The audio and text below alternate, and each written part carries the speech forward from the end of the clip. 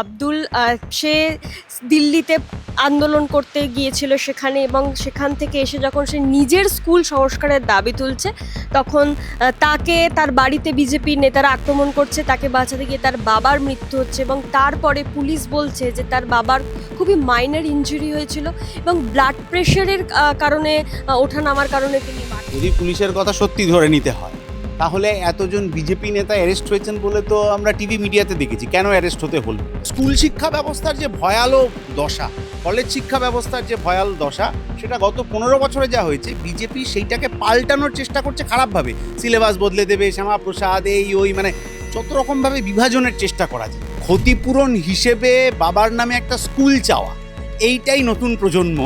যে চ্যালেঞ্জ তিনি ছুড়ে দিয়েছেন বিজেপির নেতাদের, সেই চ্যালেঞ্জ অ্যাকসেপ্ট করার মতো, ওই প্রশ্নের উত্তর দেওয়ার মতো সাহস বিজেপির নেতাদের নেই। কনফিডেন্সটা বেশ লো দেখছি।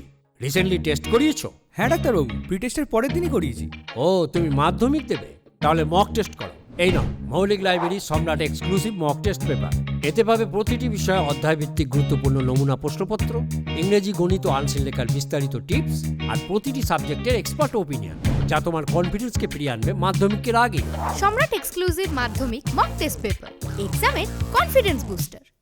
এই যে বাঁকুড়ার যে ঘটনাটা, আব্দুল সে দিল্লিতে আন্দোলন করতে গিয়েছিল সেখানে, এবং সেখান থেকে এসে যখন সে নিজের স্কুল সংস্কারের দাবি তুলছে, তখন তাকে তার বাড়িতে বিজেপি নেতারা আক্রমণ করছে, তাকে বাঁচাতে গিয়ে তার বাবার মৃত্যু হচ্ছে, এবং তারপরে পুলিশ বলছে যে তার বাবার খুবই মাইনর ইনজুরি হয়েছিল এবং ব্লাড প্রেশারের কারণে ওঠানামার কারণে তিনি মারা গিয়েছিলেন। যদি সেই কারণেই হয়, তাহলে এতজন বিজেপি নেতাকে অ্যারেস্ট করতে হলো কেন?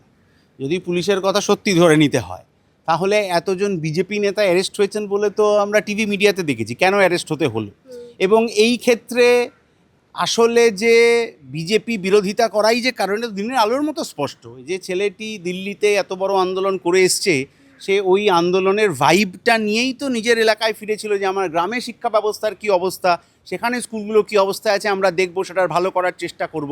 অতীতে এইভাবেই হতো, কিন্তু সমাজের সব অংশের মানুষ তারা মিলে গ্রাম সংসদ বসাতেন, সেখানে বসে ঠিক হতো পঞ্চায়েত কী কী কাজ করবে, সেখানে বিরোধী শাসক সব মানুষ থাকতেন। তৃণমূল গ্রাম সংসদ ব্যবস্থাটা তুলে দিয়েছে, আর বিজেপি তো গণতন্ত্র মানে না। তাহলে এই যে স্কুল শিক্ষা ব্যবস্থার যে ভয়ালো দশা, কলেজ শিক্ষা ব্যবস্থার যে ভয়াল দশা, সেটা গত 15 বছরে যা হয়েছে, বিজেপি সেইটাকে পাল্টানোর চেষ্টা করছে খারাপভাবে। সিলেবাস বদলে দেবে, শ্যামাপ্রসাদ, এই ওই, মানে যত রকমভাবে বিভাজনের চেষ্টা করা যায়। আজকে আমরা বুলডোজার রাজনীতি দেখেছি, কিন্তু এই বুলডোজারেরও দরকার ছিল না। একটা সামান্য হাতুড়ি নিয়ে গত 100 দিনে এই রাজ্যে গত 15 বছরে বন্ধ হয়ে যাওয়া 8000 স্কুলের একটারও কি তালা খুলল? শিক্ষামন্ত্রীরা কিন্তু সেই ব্যবস্থা করতে পারলেন না। কেন পারলেন না? তার মানে কি ওরা এই লাইনেই চলবে? নিউ এডুকেশন পলিসি, বিভাজনের রাজনীতি হবে, আর সরকারি স্কুল বন্ধ হয়ে গিয়ে বেসরকারি স্কুলের উপরই জোর হবে?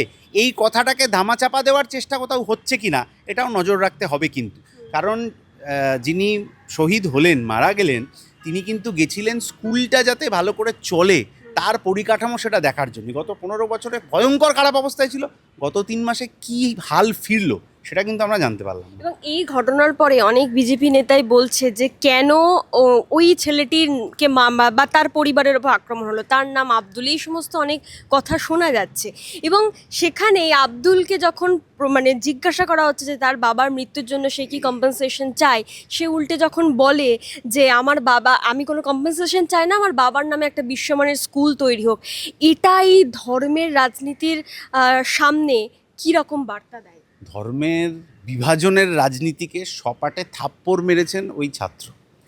এই রকম থাপ্পড় বিজেপির কেউ বুঝতে পারেননি যে এরকম থাপ্পড় আসতে পারে যে কোনো ক্ষেত্রে। আপনি ওই যে বিরজু কেওটের ঘটনা ঘটলো, তার বাড়িতে গিয়ে ক্ষতিপূরণ, চাকরি টাকরি ইত্যাদির কথা তিনি বললেন। অতীতেও আমরা তৃণমূলের সরকার এরকম দেখেছি। কিন্তু ক্ষতিপূরণ হিসেবে বাবার নামে একটা স্কুল চাওয়া, এইটাই নতুন প্রজন্ম। যে চ্যালেঞ্জ তিনি ছুড়ে দিয়েছেন বিজেপির নেতাদের, সেই চ্যালেঞ্জ অ্যাকসেপ্ট করার মতো, ওই প্রশ্নের উত্তর দেওয়ার মতো সাহস বিজেপির নেতাদের নেই। কারণ প্রশ্ন ফাঁসের আপনি দেখেছেন, এই সিজেপির আন্দোলনের পরেও নেটের প্রশ্ন আবার ফাঁস হলো, এনটিএ ঘোষণা করলো আবার পরে পরীক্ষা হবে। তাহলে বিজেপি প্রশ্নপত্র ফাঁস তো ওদেরও হয়, পরীক্ষার আগে ওরা প্রশ্ন পড়ে যায় হচ্ছে বিভাজনের রাজনীতি। আর পরীক্ষায় প্রশ্ন যেটা ছুড়ে দিয়েছেন আব্দুল, সেটা হচ্ছে বাবার নামে একটা স্কুল করে দাও। তাহলে যে প্রশ্ন পড়ে গেছিলেন তার উত্তর ওদের কাছে নেই, কিন্তু যে চ্যালেঞ্জটা আব্দুল ওদের ছুড়ে দিয়েছেন এইটা অ্যাকসেপ্ট করার মতো একজন বিজেপি নেতাকেও গোটা পশ্চিমবাংলায় খুঁজে পাওয়া যাচ্ছে না। এটা পশ্চিমবঙ্গবাসী হিসেবে আমাদের ব্যর্থতা। এবং এই তৃণমূল আমলে আমরা দেখেছি যে সরকারের কোনো কিছুর বিরুদ্ধে প্রশ্ন করলে তার বাড়িতে তৃণমূল নেতাদের গিয়ে হামলা, দাদাগিরি। এই বিজেপি আমলে আমরা একই জিনিস দেখছি। এবং যখন তৃণমূল আমলে এই ঘটনাগুলো ঘটতো তখন মমতা বন্দ্যোপাধ্যায় বা তার দলবল সেটাকে সাপোর্ট করতো, এবং এখন মমতা বন্দ্যোপাধ্যায় আব্দুলকে ফোন করে তিনি বলছেন সব ভিডিও, সব অডিও সব কিছু আছে, তো ওগুলো নিয়ে জোগাড় করে রাখতে।